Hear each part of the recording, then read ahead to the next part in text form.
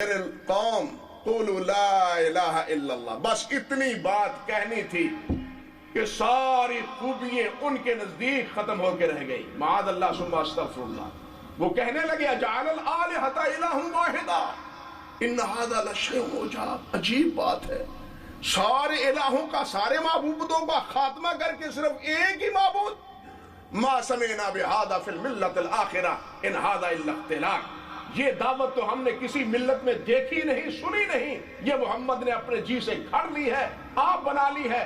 عیسائیت ہمارے سامنے ہے، یہودیت ہمارے سامنے ہے، نصرہ اور اس کے علاوہ پارسی ہمارے سامنے ہے۔ وہ ایک الہ کی عبادت نہیں کرتے، وہ بھی عیسائی عیسیٰ علیہ السلام کی عبادت کرتے ہیں، ساتھ یہودی ہیں تو وہ عزیر علیہ السلام کو اللہ کا بیٹا بنا کے ان کی عبادت اور پرستش کرتے ہیں، اور دوسرے مجوسی ہیں تو وہ بھی دو خداؤں کی عبادت کرتے ہیں۔ یہ عجیب دعوت ہے کہ ایک ہی خدا کی دعوت، ایک ہی الہ کی دعوت، ایک ہی معبود کی دعوت۔ ما سمعنا بھذا فی الملۃ الآخرہ، طوفان کھڑا ہو گیا، طوفان کھڑا ہو گیا نبی کریم صلی اللہ علیہ وسلم کے خلاف، لیکن آپ نے اس کی کوئی پرواہ نہیں کی، کوئی اس کو خاطر میں نہیں لائے، یہی دعوت دی اور یہی بات کہی۔ کیوں کہی؟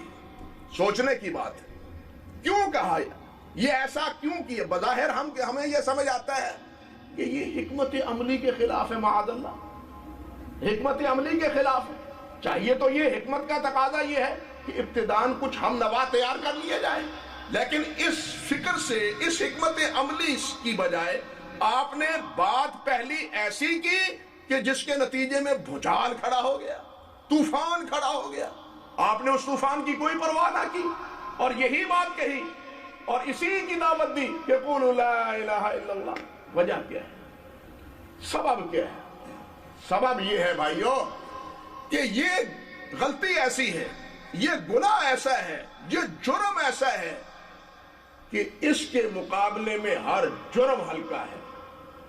آج لوگوں کی نگاہ میں قتل بہت بڑا جرم ہے، ریپ بہت بڑا جرم ہے، ڈاکہ بہت بڑا جرم ہے، لیکن نبوی تعلیم میں، اللہ اور اللہ کے رسول کی تعلیمات میں سب سے بڑا جرم شرک، سب سے بڑا گناہ شرک۔ چوری معاف ہو سکتی ہے، قتل معاف ہو سکتا ہے، بدکاری معاف ہو سکتی ہے، لیکن شرک سے جب تک توبہ نہ کیا جائے شرک معاف نہیں ہوگا۔ نبی حکیم ہوتا ہے، نبی حکیم ہوتا ہے، صحیح علاج کرتا ہے۔ آپ سوچیں ایک ٹی بی کا مریض ہو یا ایک آدمی اس کو کینسر کی بیماری ہو، اب کینسر کے مریض کا علاج اگر اس کو کھانسی ہو جائے تو ڈاکٹر کھانسی کی طرف توجہ دے گا یا کینسر کی طرف توجہ دے گا؟ بھائی سوچئے ذرا، ڈاکٹر سمجھدار جو حکیم ہے، جو سمجھدار ہے، وہ کیا کرے گا؟ اس کے کینسر کی فکر کرے گا۔ وہ کھانسی خود بخود حل ہو جائے گی، اس کا علاج ہو جائے گا، ختم ہو جائے گی۔ اگر کینسر ختم ہو گیا اس کا علاج ہو گیا، لیکن اگر کینسر ہی باقی رہا تو پھر جان لیوا یہ ثابت ہوگی، یہ بیماری جان لیوا ثابت ہوگی۔ یوں ہی سمجھیے کہ یہ شرک کینسر سے بھی زیادہ مہلک بیماری ہے، جس کے بارے میں رب ذوالجلال والاکرام نے باشگاف الفاظ میں یہ بات متنبع فرما دی کہ ان اللہ لا یغفر ان یشرک بہ ویغفر ما دون ذلک لمن یشاء، کہ اس کے علاوہ، شرک کے علاوہ اللہ ہر گناہ معاف کر دے گا لیکن شرک تو معاف نہیں کرے گا۔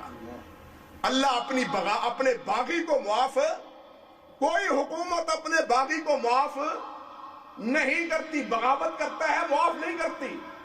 اسی طرح شرک اللہ سے بغاوت، شرک کیا ہے؟ اللہ رب العزت سے کیا ہے؟ بغاوت ہے، اور اللہ رب العزت نے فرمایا ہر گناہ معاف کروں گا لیکن اپنے باغی کو معاف نہیں کروں گا۔ آپ یہ دیکھیے، میاں بیوی کی ایک زندگی ہے، مثال دیتا ہوں، میاں بیوی کی ایک زندگی ہے، بیوی وفا نہیں کرتی، حکم نہیں مانتی، وقت پر کھانا تیار نہیں کرتی، خدمت نہیں کرتی، خامد برداشت کر لیتا ہے، برداشت کر لیتا ہے، صبر کر لیتا ہے، لیکن اپنی چارپائی پہ کسی اور کو دیکھنا گوارا کرتا ہے؟ ایسی عورت کو وہ اپنے گھر میں رکھنا گوارا کرتا ہے؟ اپنی بیوی کا ہر گناہ اس کی پردہ پوشی کرے گا، اس کے عیوب کو ڈھانکے گا، اس سے درگزر کر لے گا، لیکن اگر وہ اپنی چارپائی پہ کسی اور مرد کو دیکھے گا تو اس بیوی کو چلتا کرے گا، گھر رہنے نہیں دے گا۔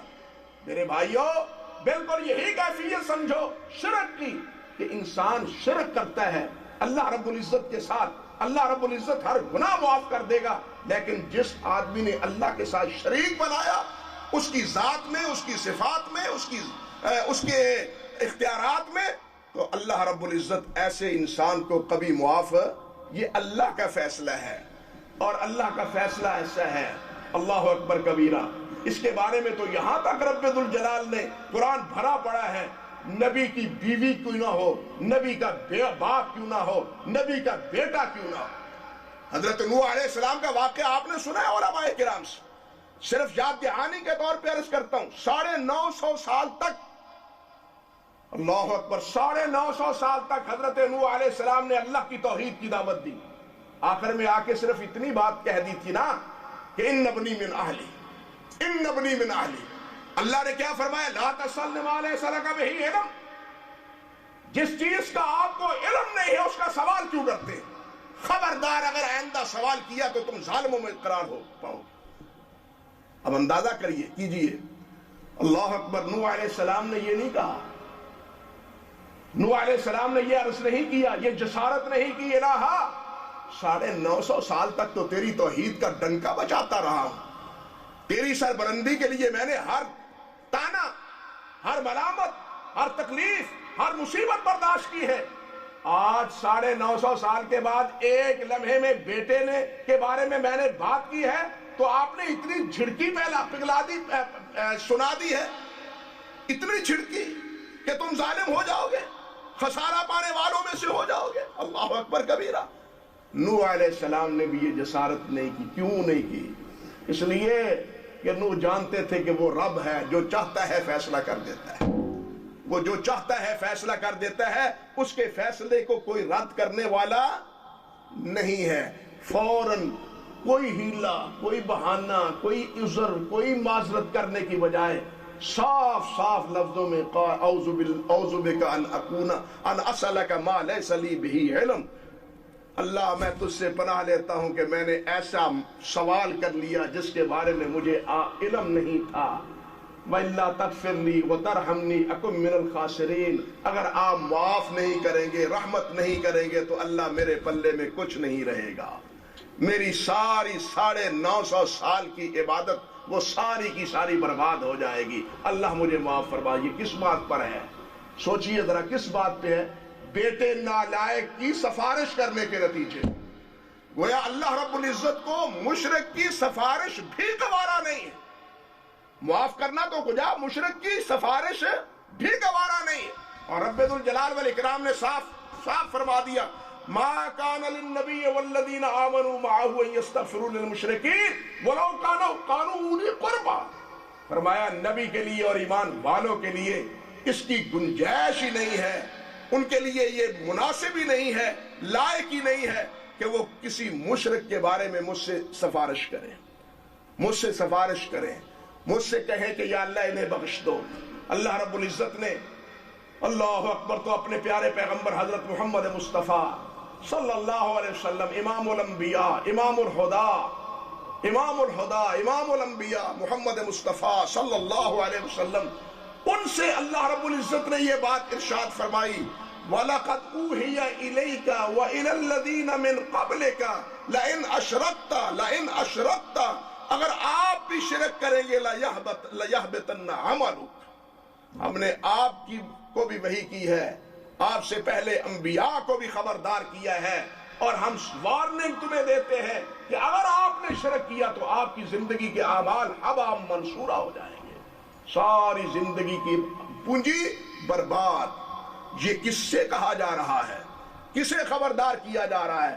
جو سب سے بڑے توحید کے علمبردار ہیں۔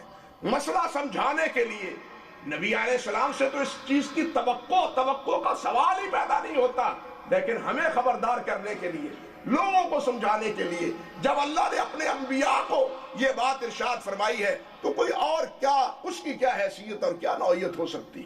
اس لیے بھائیو، اللہ رب العزت نے یہ بات صاف فرمائی، بلکہ آپ سورۃ الاعراف پڑھیں، وہاں 18 انبیاء اور سورۃ الانعام 18 انبیاء علیہم السلام بیک وقت سارے 18 انبیاء کا ذکر کرنے کے بعد رب ذوالجلال والاکرام نے فرمایا ہے وَلَوْ أَشْرَكُوا لَحَبِطَ عَنْهُمْ مَا كَانُوا يَعْمَلُونَ کہ اگر یہ شرک کرتے تو ان کے تمام اعمال برباد ہو جاتے۔ نام لے لے کے انبیاء کرام علیہ السلام، یہ اتنا بڑا گناہ ہے، اتنا بڑا جرم ہے، اور اتنی بڑی اللہ رب العزت کے ہاں یہ چیز جو ہے وہ کیا ہے، ناگوار ہے۔